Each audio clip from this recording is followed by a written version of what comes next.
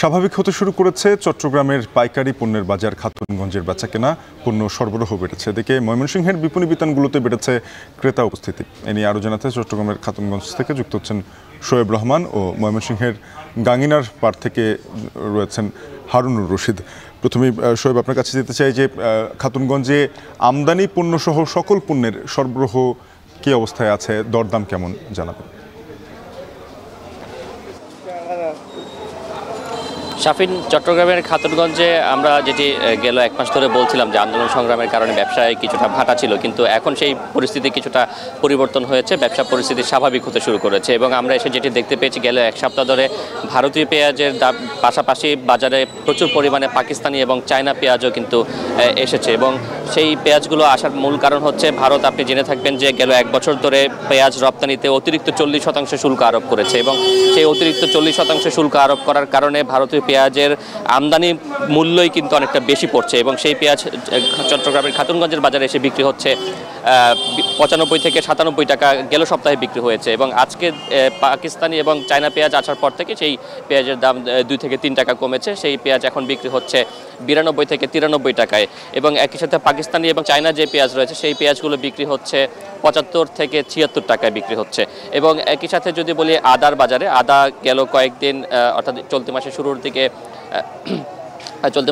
বন্দর থেকে খালাসে কিছুটা বেগ পেতে হয়েছিল, যে কারণে বাজারে এই ধরনের সংকট তৈরি হয়েছে। এবং তখন সেই সময়টা আদা বিক্রি হয়েছে 230 থেকে 35 টাকায়। সেই আদার দামও বর্তমানে কমেছে। আমরা দেখেছি যে খাতুনগঞ্জে ট্রাকে করে প্রতিনিয়ত আদা আসছে, নতুন আদা আসছে, এবং সেই কারণে দামেও কিন্তু কিছুটা প্রভাব পড়ছে, অর্থাৎ দাম কিন্তু কিছুটা কমেছে। এবং আমরা এখানে আজকে যেটি দেখতে পেয়েছি যে গেল এক সপ্তাহের তুলনায় 10 থেকে 20 টাকা পর্যন্ত দাম কমেছে, এবং আদা বিক্রি হচ্ছে 210 থেকে 220 টাকা কেজি দরে। অন্যদিকে রসুনের বাজারের কথা যদি বলি, রসুন পর্যাপ্ত পরিমাণে আমদানি হয়েছে এবং খুব স্বাভাবিক রয়েছে রসুন, অর্থাৎ গেল এক সপ্তাহ ধরে রসুনের দাম অপরিবর্তিত রয়েছে ও রসুন বিক্রি হচ্ছে 175 থেকে 180 টাকায়। তবে ব্যবসায়ীরা যেটি বলছেন যে এখন যেহেতু মাসের মাঝামাঝি সময়ে এবং এই সময়টাতে স্বাভাবিকভাবেই সাধারণ মানুষের কাছে কিছুটা টাকা পয়সা কম থাকে, এবং আগামী মাসের শুরুতে আবার হয়তোবা বাজার আরও জমজমাট হয়ে উঠবে, এবং এই মাসের শেষে অর্থাৎ আর 10 দিন বা 12 দিন পর থেকে হয়তোবা বেচা বিক্রি আরও জমজমাট হবে, এবং সেই সময়টাই খাতুনগঞ্জের যে চিরচেনা রূপ, সেই চিরচেনা রূপ অনুযায়ী আরও জমজমাট বেচা কেনা চলবে। তবে ব্যবসায়ীরা এখন যেটি বলছেন যে বেচা বিক্রি মাঝখানে যেখানে অর্ধেকেরও নিচে নেমে এসেছিল, এখন সেটি কিন্তু অনেকটাই তারা পূরণ করে নিতে সক্ষম হচ্ছেন, অর্থাৎ বেচা বিক্রি আগের তুলনায় অর্থাৎ চলতি মাসের শুরুর দিকের তুলনায় কিন্তু এখন অনেকটাই বেড়েছে বলে আমরা এখানে এসে জানতে পেরেছি। এবং দাম যেটি বলছেন যে পণ্য সরবরাহ স্বাভাবিক থাকার কারণে কিছু পণ্যের দাম কমেছে, এবং সামনে যদি পণ্য আরও আসে সেক্ষেত্রে দাম আরও কিছুটা কমার সম্ভাবনা রয়েছে বলে ব্যবসায়ীরা জানাচ্ছেন। শাফিন, খাতুনগঞ্জ থেকে ময়মনসিংহের গাঙ্গিনার পাড় এলাকায় যেতে চাই, হারুনুর রশিদ আছেন, জানাবে যে এই বিক্রেতারা বর্তমান সময়ে বেচা বিক্রি পরিস্থিতি নিয়ে কি জানাচ্ছেন?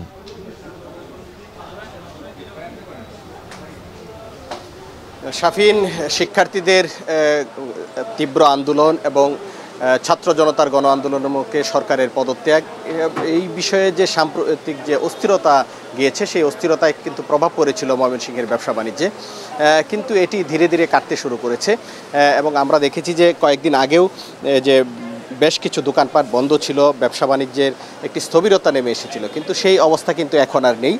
এখন কিন্তু পুরোপুরি দোকানপাট খুলতে শুরু করেছে বা খুলেছে, এবং ব্যবসা বাণিজ্যও কিন্তু ধীরে ধীরে স্বাভাবিক হয়ে আসছে। আমরা দেখছি যে গাঙ্গিনার পাড় এলাকা, এটি হচ্ছে ময়মনসিংহ নগরীর ব্যবসা বাণিজ্যের প্রাণকেন্দ্র হিসেবে যেটিকে ধরা হয়ে থাকে, সেখানে কিন্তু প্রচুর মানুষজন এখন আসছেন, সবগুলো দোকানই খোলা। আমরা দেখছি যে দোকানগুলোতে কিন্তু ক্রেতাদের যে ভিড় সেটিও কিন্তু বাড়ছে, অর্থাৎ অস্থিরতার কারণে যে ব্যবসা বাণিজ্যে যে স্থবিরতা নেমে সেটি কিন্তু কাটতে শুরু করেছে।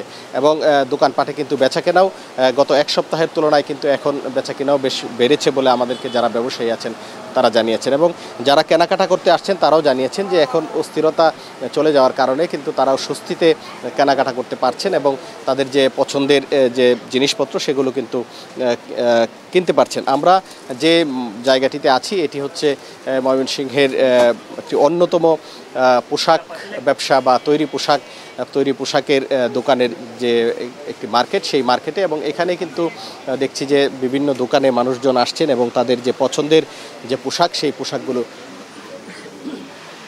কিনে নিয়ে যাচ্ছেন। এবং শুধু এই গাঙ্গিনার পাড় এলাকা নয়, এছাড়াও যে ময়মনসিংহ নগরীর যে অন্যান্য এলাকাগুলো রয়েছে, যেমন ছোট বাজার, বড় বাজার, নতুন বাজার, চরপাড়া মোড়, সিকে গুরসুট সহ বিভিন্ন এলাকায় যারা ব্যবসা বাণিজ্য করেন, দোকানপাট পরিচালনা করেন, সবগুলো দোকানেই কিন্তু আগের যে চিরচেনা রূপ সেই রূপে কিন্তু ফিরে এসেছে এবং মানুষজনও আসছেন, বেচাকেনাও কিন্তু বেশ ভালো হচ্ছে।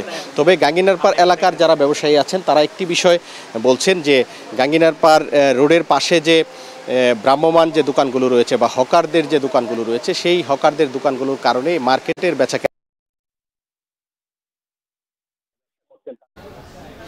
সহকর্মী হারুনুর রশিদ যুক্ত হয়েছিলেন ময়মনসিংহ থেকে। এর আগে চট্টগ্রাম